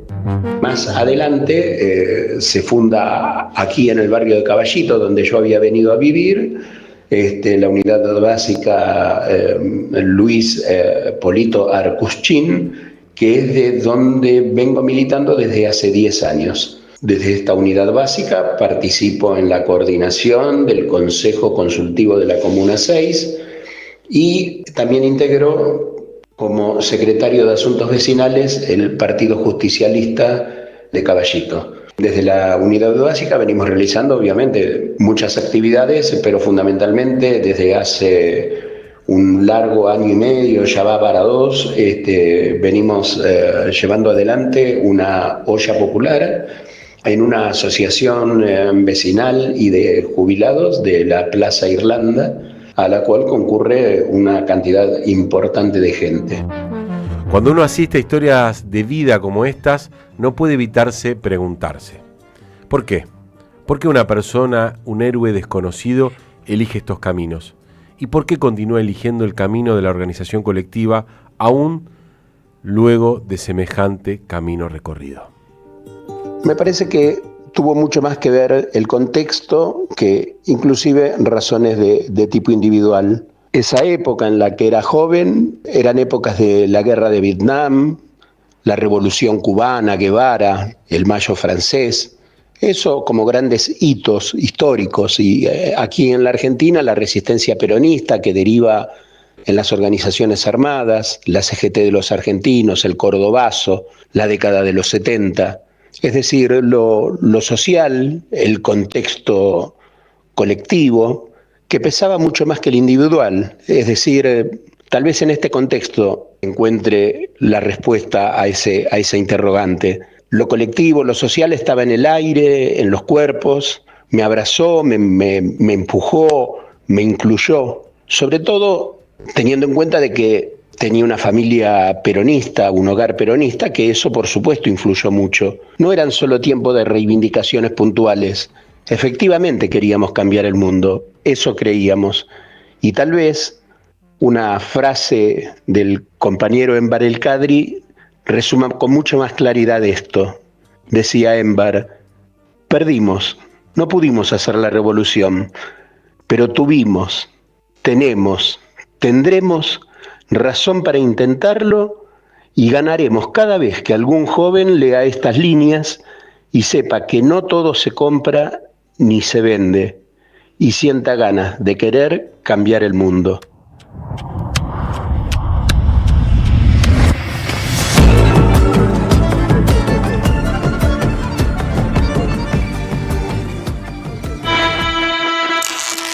Estás escuchando Revista Amartya, esa flecha rebelde que esquiva al blanco. Conduce Julián Saúd y equipo. Revista Amartya, todos los lunes a las 22, en la radio de las madres.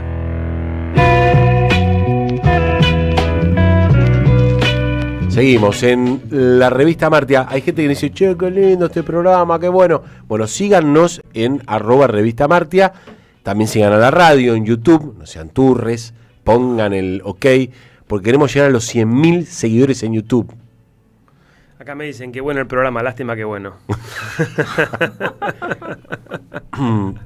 Bueno, ¿qué nos quedó de esta racionalización racial? A mí algo que me parece también importante pensar o aportar para pensar es cómo el concepto y las prácticas racistas no solo son arbitrarias en base a que aquello que se elige para establecer las clasificaciones de racialización podrían ser otras, porque elegimos el color de piel, pero podría ser el pelo.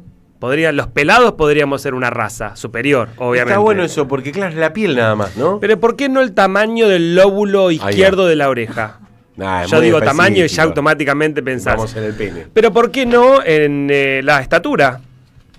¿Por qué no en los miopes? ¿Y por qué entonces la piel? Es sumamente arbitrario. Y eso volvemos a quienes establecieron las categorizaciones, ¿no? Y siempre nominar es un acto de poder. Esto no es que se propuso a una mesa de debate dentro de una asamblea democrática. Mirá, yo tengo acá más categorías que plantea Linneo para empezar a pensar en voz alta sobre estas categorías en el 1758. Él va a desarrollar sobre las categorías. Yo voy a decir que, por ejemplo, el hombre salvaje era cuadrúpedo, mudo y peludo. Yo ahí no entro. ¿Qué era?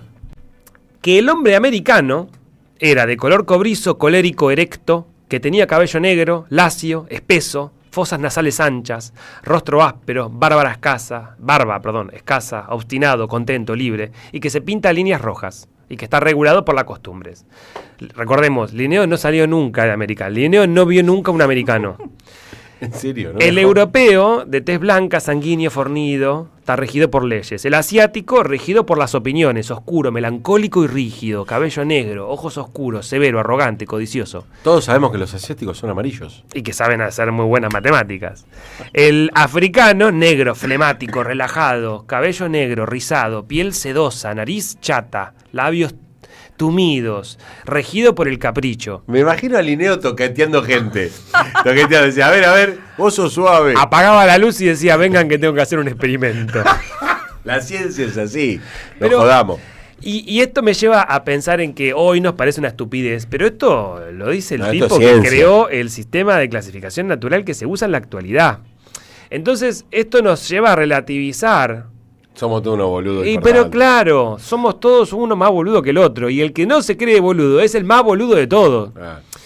Yo pienso mucho también en cómo son categorías que parten de la autoascripción, pero sobre todo de lo relacional. Porque yo me puedo imaginar muy blanquito, pero yo voy a Europa y soy un sudaca. Y cómo está situado también ese racismo, porque yo voy a Perú y yo nunca en mi vida levanté en un boliche, salvo en Perú. Y lo contaste la otra vez. Y es algo que es al día de hoy que me sorprende. O como, por ejemplo, yo voy a... Me sorprende cómo no estás viviendo en Perú en este momento. Yendo, ¿no? Claro, exacto. Uno no come porque no quiere. Olvídate, claro. Hay que organizarse. Si nos organizamos. Claro. O por ejemplo, a mí me pasó de tener que hacer un trámite. Yo estuve haciendo una pasantía rentada en Estados Unidos, una experiencia muy linda y muy fea al mismo tiempo, y me tocó hacer un trámite burocrático en la ANSES de los Estados Unidos, y en una de las preguntas del formulario obligatorio, que esto está vigente, te preguntan raza. Y yo me quedé helado. Yo era estudiante de antropología, algunas nociones tenía y sabía que eso estaba mal.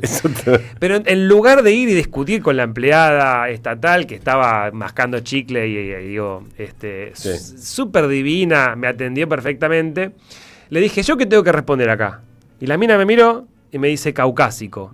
Y le digo, pero yo soy de Argentina, que queda en América Latina. Entonces respondé latino. Le dije, pero mirá que yo hablo en español. Entonces pone Hispanic. Y cuando termino le doy mi pasaporte italiano. La mina le reventaba la cabeza. Son categorías que solo sirven a los efectos de dominar, de controlar y de ejercer algún tipo de poder, que funcionan a los efectos de dividir. La segmentación es el ABC del capitalismo, porque si los obreros vamos todos unidos, bueno, el patrón cagó fuego.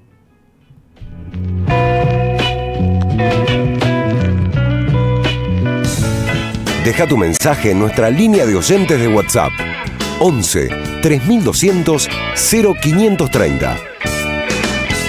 Somos Radio AM530. A las madres las abrazamos entre todas y todos. No les vengo a hablar de lo mal que nos trata el gobierno. Las madres no esperamos nada de Milei, lo combatimos. No queremos sentarnos a hablar con él ni con nadie que venga de su mano. Pero las madres sí esperamos todo de nuestro pueblo. Seguimos la lucha como a ella le hubiera gustado y reclamamos una vez más la solidaridad de todos los que nos quieren. Colaboren, no importa si poco o mucho, lo que puedan. Todo suma, los necesitamos. No se olviden el alias, amigos.madres.plaza. Tu aporte económico es muy importante para seguir creciendo. Defendamos la memoria, un legado cargado de futuro. Súmate a este proyecto colectivo. Construyamos comunidad. Nicolás Márcico está en AM530. Vamos a hablar con Pablo Manzanelli, doctor en Ciencias Sociales, también magíster en Economía Política. Pero recuerden que ya a fines de junio el JP Morgan está diciendo que se acabó, y efectivamente se acabó porque en julio empezó la devaluación continua que está hasta la actualidad, y ahora va a venir otro salvataje, ese que lo consiguen para estirar unos meses y llegar a las elecciones. Por lo tanto es 100% político este crédito. A las 7, un buen comienzo en AM530. Construimos comunidad. Buscamos la verdad. Siempre. El destino de tus vacaciones está en Turismo Cabal. Viví los momentos que querés, con viajes armados a tu medida, con las mejores ofertas y los paquetes que buscas, con más de 35 años de experiencia. Entra en www.turismocabal.com.ar y encontrá las vacaciones que necesitas. Turismo Cabal. Seguridad en viajes. Destinada a la cartera de consumo. Más información en www.turismocabal.tour.ar. Las voces se multiplican. Nuestra comunidad se agranda. Hola Pablo, Luispa y equipo. Habla Roberto desde Chacabuco. Cuando ando en la camioneta lo puedo escuchar. Desde Chacabuco se escucha bien, bien, bien. Sigan así y los escuchamos todas las tardes. Gracias a la comunidad 530, renovamos nuestra planta transmisora. Más potencia, más llegada. AM530 Somos Radio. A todo el país. Amartya. Una revista papel hecha radio. Rompen las lojas, rompen.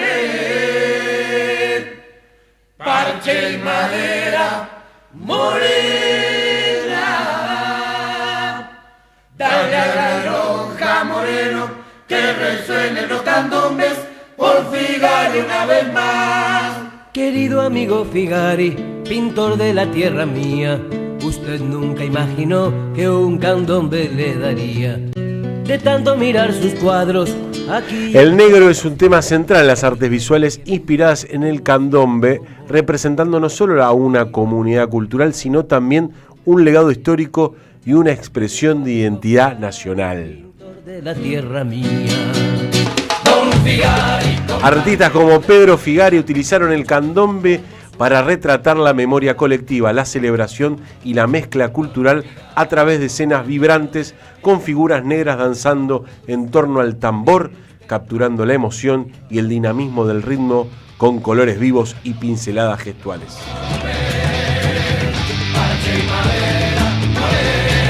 Hoy en el Rincón de los Artistas, el Taller de los Artistas, Silvana Jáuregui nos lleva a un mundo de antes pero de ahora. Pedro Figari, que nació en Montevideo y además artista plástico. Mirá este dato, a la edad de los 60 años decide dedicarse a pleno a la pintura. La estamos viendo en YouTube, ya pusiste like en YouTube, ya nos seguís. Bueno, fíjate ahí las pinturas, hermosas pinturas de Pedro Figari, fundador de diarios, educador, político, y su participación incluso ante el debate sobre la pena de muerte fue clave para la abolición en Uruguay en 1907.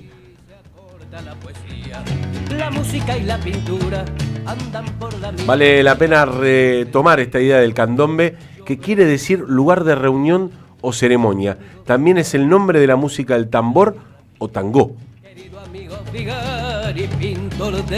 Y la danza que lo acompaña, como en esas escenas de una calle colonial. Figari representa todo lo que no quiere ser contado, porque si bien lo que cuenta acá nuestro compañero Nicolás Dulcich es importante dar el debate, también es importante que alguien lo cuente, que alguien lo pinte, que alguien lo muestre, y que no lo haga solo en un momento, sino que tenga una obra. Bueno, este tipo se vino para acá, hay un cruce con la gente, con el grupo y la revista Martín Fierro, se hizo amigo del don Jorge, Luis Borges, Olivero Girondo y Ricardo Huiraldes. Así que bueno, estuvo por acá pintando, contando esos barrios. Y este tema muy hermoso que ustedes conocen de Afro Candombe, ¿lo conocen? Candombe para Figari, gran banda, se las recomiendo. Busquen este disco impresionante todo y esta canción dedicado a este muchacho. Hoy, en el taller de los artistas, Pedro Figari. Vayan a buscarlo, léanlo, véanlo. Porque la historia no solamente se cuenta, también se pinta. ¡Qué dulzura! Pinta usted la tierra mía. Rompe la roca, rompe, parche y madera morena.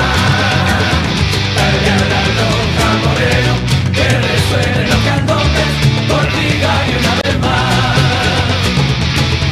Rompe la roca, rompe, parche y madera morena.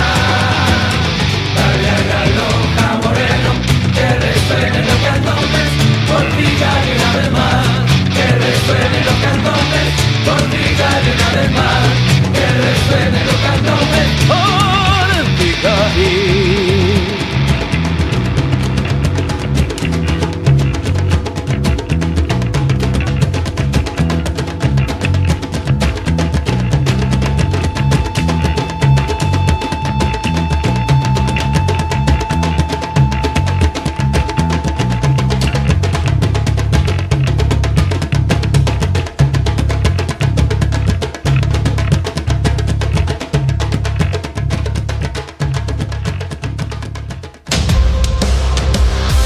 Hasta la medianoche, Revista Amartya, AM530. Construimos comunidad, buscamos la verdad siempre.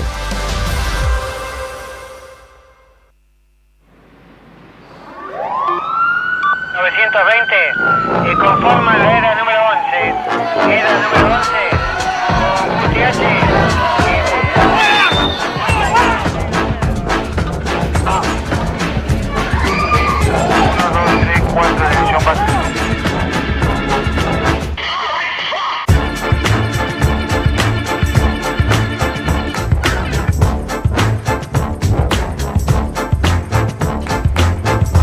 ¿Y qué vivía antes acá?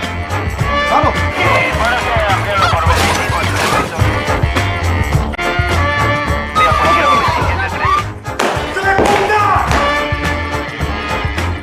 ¿Sabes lo que es un mandamiento?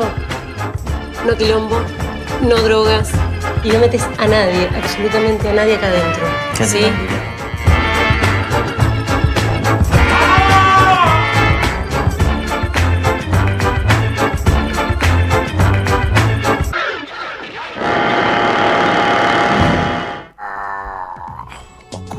Yo supongo que mucha gente habrá vuelto a no sé, a su juventud escuchando estas músicas. Quizás el que estaba por YouTube, que ya sigue a M530, lo notó porque lo vio en la imagen, pero por ahí alguien que está escuchando en la radio en su auto no sabe bien. Dijo, ¿y esto de dónde era? ¿Qué les pasa a esta gente? Los Claro. negros han copado la M530. Sí, bueno, Ocupas. ¿Se acuerdan de la serie? 11 capítulos protagonizados por Rodrigo de la Serna. Rodrigo de la Serna hacía de un tal Ricardo, que tiene 24 años, que había sido estudiante de medicina, está repodrido. Estamos en los años 2000. 2000. Esta serie se vio por Canal 7, ¿no? Por un Canal 7 así como rarísimo. Rotísimo. No había Netflix. Descascarado. Descascarado, pero muy interesante porque había muchas cosas importantes en esa época que dieron que hablar un montón. Bueno, esta serie fue dirigida, ideada por Bruno Estañaro, y ahí comenzó toda una nueva estética, ¿no? Que rompía con la estética de las series que había en el canal, en otros canales que eran como, donde no vamos a decir la pobreza, pero sí la clase media estaba como un poco romantizada, todos eran buenos, que vino Ocupas y la pobreza era pobreza y era muy pesada y había... el representante de, digamos, la clase media era este personaje de Ricardo. Que iba a una casa ocupada. Que iba a una casa, no, él iba a cuidar una casa que habían desalojado de otros ocupas que eran inmigrantes, ¿no? Porque hay un personaje uno de los mejores, que es un paraguayo que es vecino de él después, que se dan como a la vuelta, se mudan a la vuelta y le quieren romper la pared para volver a entrar. Y es como alucinante eso, pero son gente que la desalojan, arranca así, ¿no? Con un desalojo. Y Ricardo entra a un mundo que sería otro mundo, ¿no? El mundo de los negros, donde ahí hay un montón de cosas. Vivir en la calle, todos los personajes que empiezan a aparecer son, primero aparece el Pollo, que era un ex compañero de él, muy inteligente, pero que deja la escuela, entonces va y viene del delito a la albañilería. Aparece otro pibe que está en la calle y que pasea perros, que es Walter, un rolinga, un personaje. Y después está el Chiqui, que es una especie de hippie volado, que es el único que es lo más inocente posible.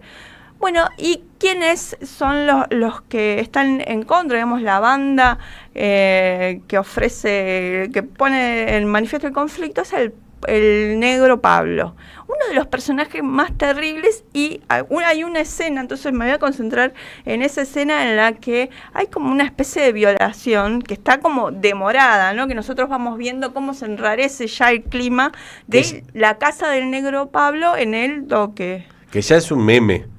Es un meme total.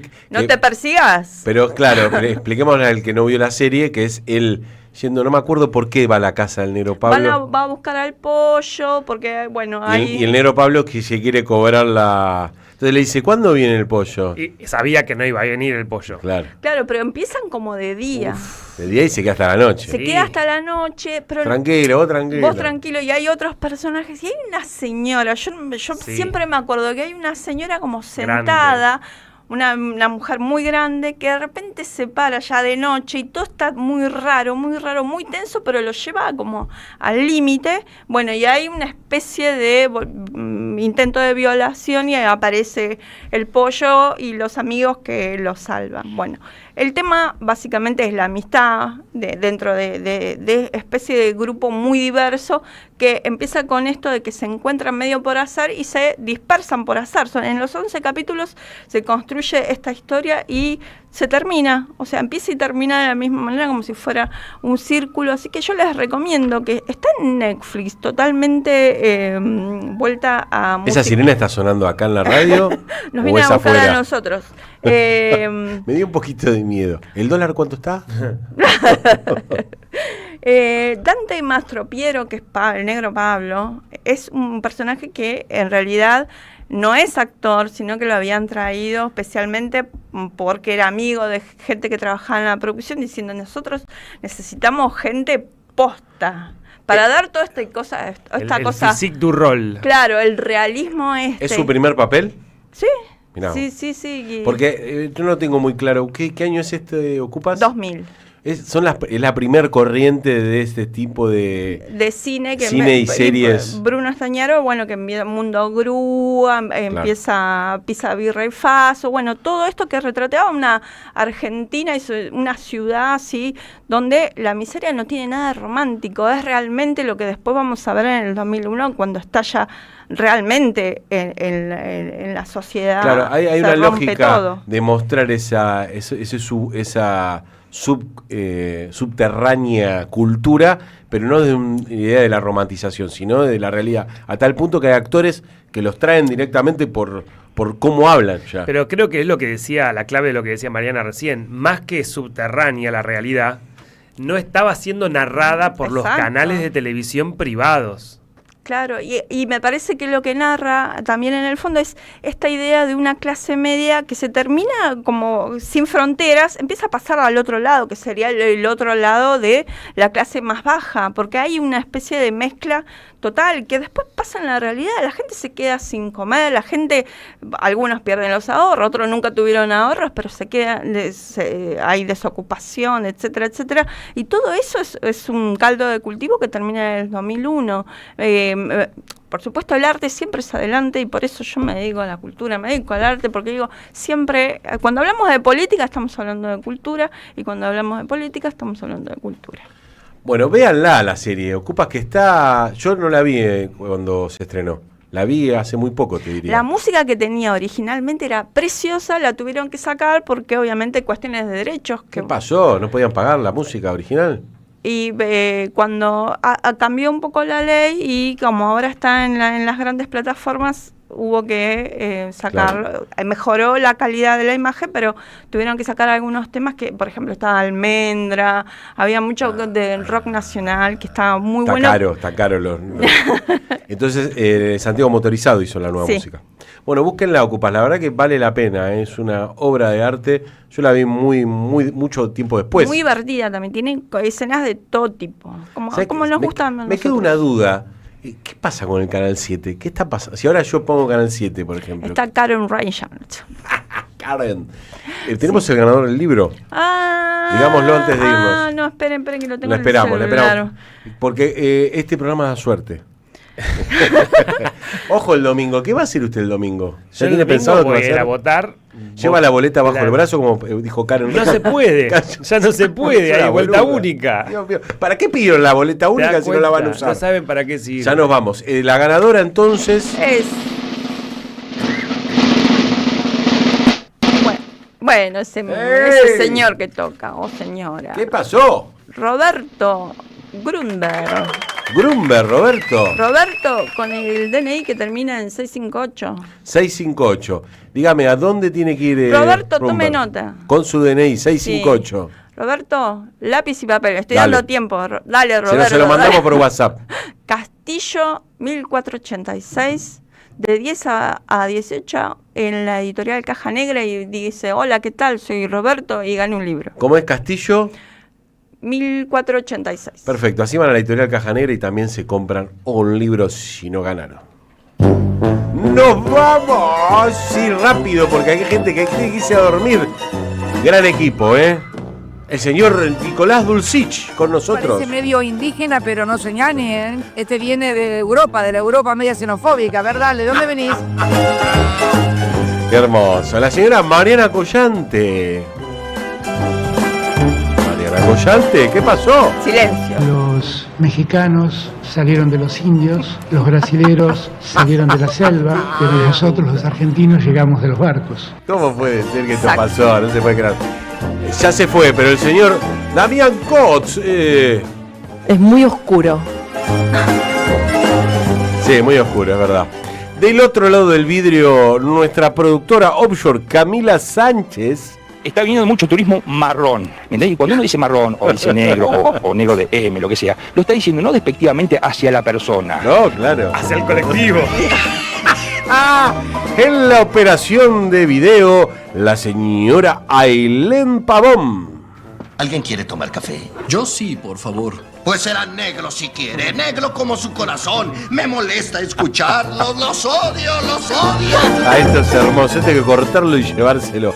En las redes, nuestra compañera del alma, Violeta Falco. Y Alemania nunca se la puede descartar, porque raza superior siempre juega hasta el final. No, gran momento, racista, gran momento racista. Gran momento. En la coordinación, nuestra compañera Victoria Nardone. Pónganle que yo soy una groncha peronista, una morocha peronista. Sí, díganlo. En la operación de radio y en las magias en los dedos, el señor Carlos Di Mare. Ya terminábamos este curro del INADI. Los negros se los llama negros, a los marrones se los llama marrones y a los ignorantes se los llama ignorantes. Todo eso es un cúmulo de Riquelme. Hermoso. ¿Qué tiene que ver Riquelme? Y en la conducción, el señor autopercibido Julián Saúl. El gen dominante, al revés de lo que se piensa, no es el negro, es el blanco. Digamos las cosas como... No vamos, ya llega Raíces y Alas con nuestro compañero Coenin. Recuerden, Revista Martia se escribe con H. Pugliese, Pugliese, Pugliese. Somos Radio.